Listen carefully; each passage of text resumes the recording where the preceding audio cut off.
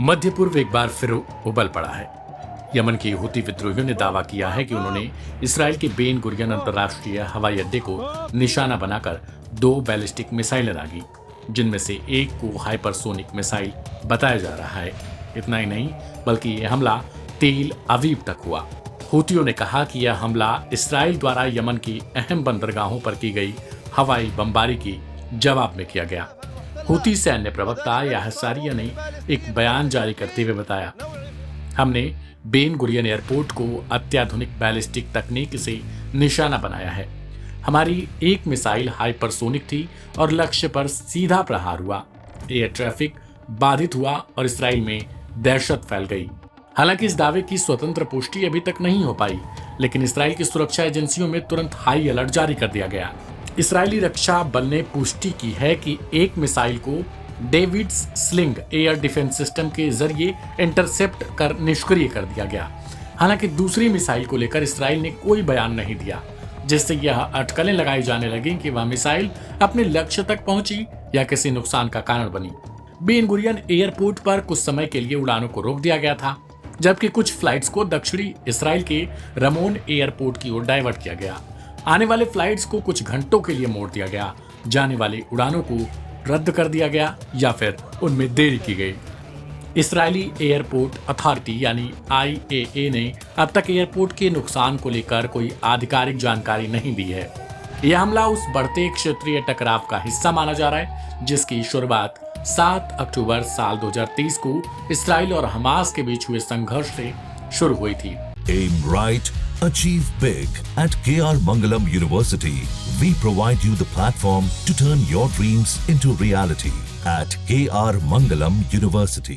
Houthi विद्रोही जिन्हें Iran का समर्थन है, वे पहले भी रेड सी और गल्फ ऑफ एडन में इसराइली और पश्चिमी हितों को निशाना बना चुके हैं। वहीं इससे पहले इसराइली ड्रोन और जेट विमानों ने यमन की रणनीतिक खुदैदाह बंदरगाह पर हमला किया, जिसे हूतियों द्वारा हथियारों और ड्रोन्स की सप्लाई के लिए इस्तेमाल किया जा रहा था। इसराइल का दावा है कि इसी हुदैदाह से उन पर और उनके मित्र देशों पर मिसाइल और ड्रोन हमले हो रहे थे।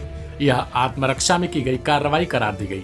वहीं दूसरी ओर हूतियों का दावा है कि इसराइल ने मानवीय सहायता रोकने और यमनी संप्रभुता का उल्लंघन करने के लिए यह हमला किया है। हूतियों का दावा है कि वे इसराइल पर हमले तब तक करते रहेंगे जब तक इसराइल गाजा में नागरिकों पर अत्याचार बंद नहीं करता। इसराइल ने हाल ही में गाजा सिटी में 3 दिन तक लगातार हवाई और जमीनी हमले किए, जिसमें सैकड़ों फिलिस्तीनी नागरिकों की मौत हुई। इन हमलों का कारण बताया गया हमास के सुरंग नेटवर्क और लॉन्च साइट्स को खत्म करना, लेकिन मानवाधिकार संगठनों का दावा है कि हमलों में स्कूल, अस्पताल और शरणार्थी शिविरों को भी निशाना बनाया गया। ऐसे में अगर हूतियों का दावा सही है तो यह इसराइली रक्षा प्रणाली के लिए एक नई चुनौती हो सकती है।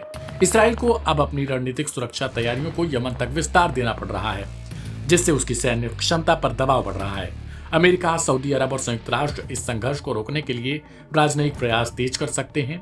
हूतियों द्वारा इसराइल पर लगातार किए जा रहे मिसाइल और ड्रोन हमले यह साबित करते हैं कि गाजा युद्ध अब केवल इसराइल हमास का युद्ध नहीं रह गया, बल्कि यह पूरे मध्य पूर्व को अस्थिर करने वाला संघर्ष बनता जा रहा है।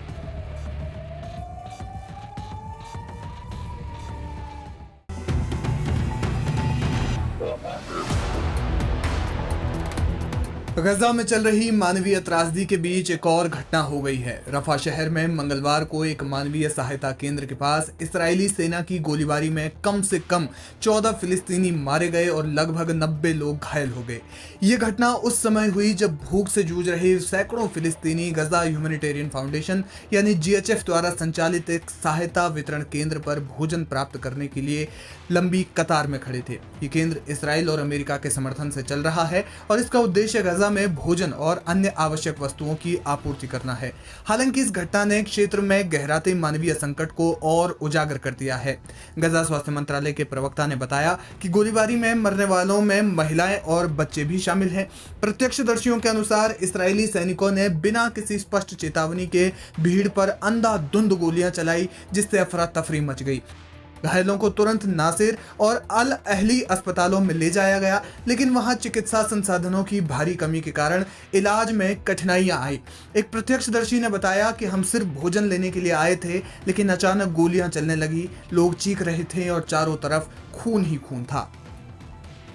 इस्राएली सेना ने इस गोलीबारी की पुष्टि की, लेकिन दावा किया गया कि ये कार्रवाई संदिग्धों को निशाना बनाकर की गई जो सैनिकों के लिए खतरा पैदा कर रहे थे।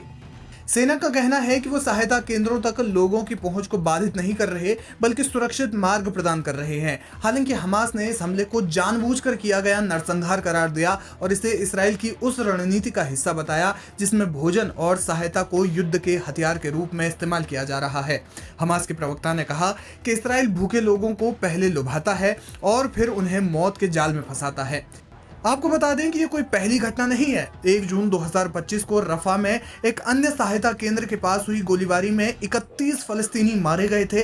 गजा स्वास्थ्य मंत्रालय के अनुसार 27 मई 2025 से शुरू हुए नए सहायता वितरण सिस्टम के बाद से अब तक 127 लोग ऐसी घटनाओं में मारे जा चुके हैं।